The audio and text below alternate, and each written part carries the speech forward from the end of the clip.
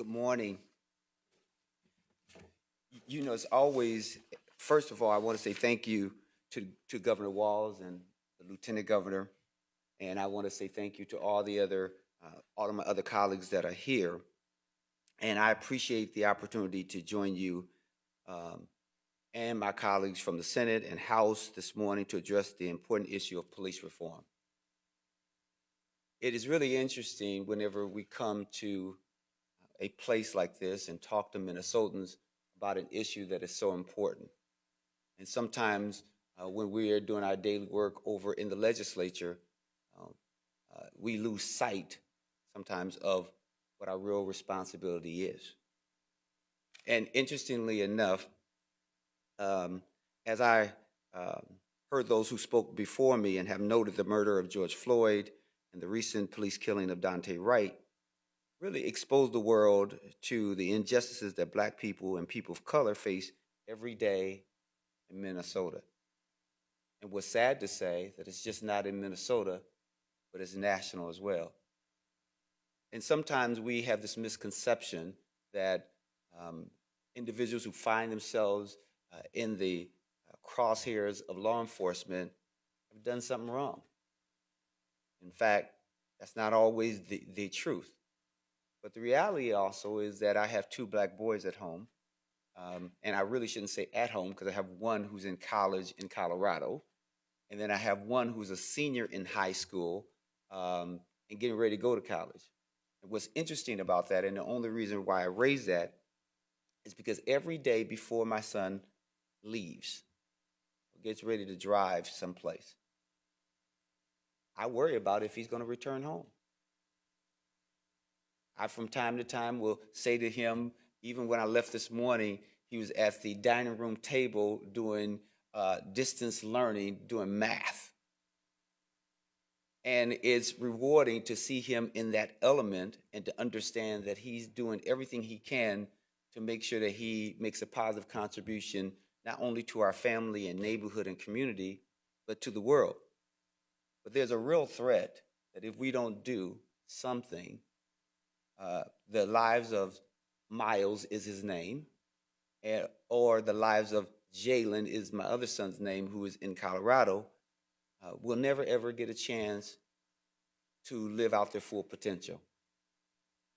That's the importance of now.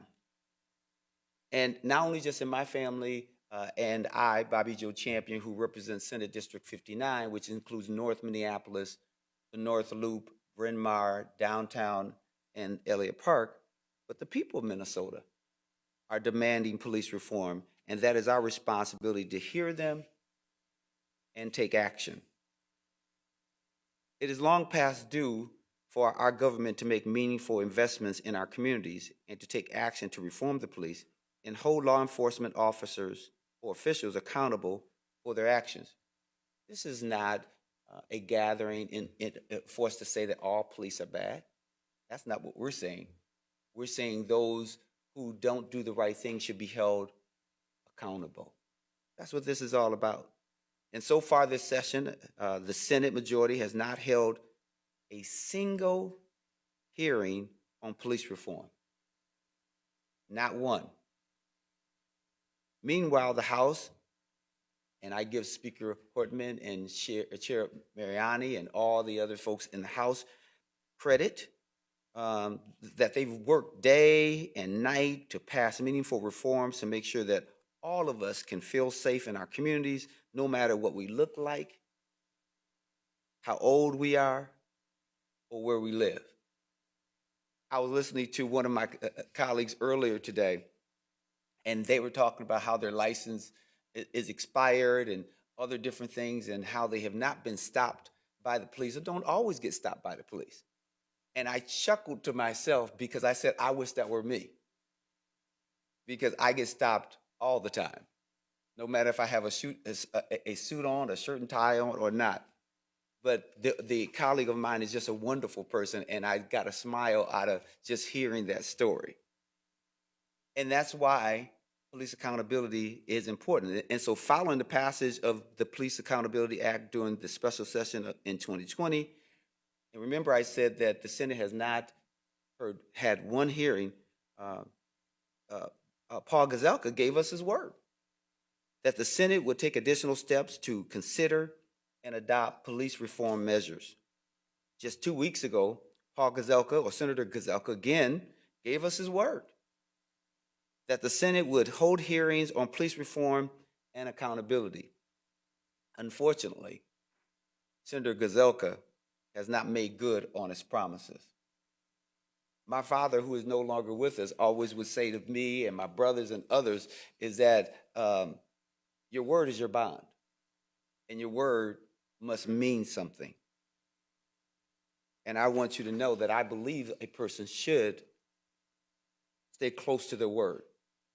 Fortunately, though, some Republicans are willing to put partisan politics aside to work with Democrats to do what's right. There's always time to do what's right. And I heard others say, now. We must do it now.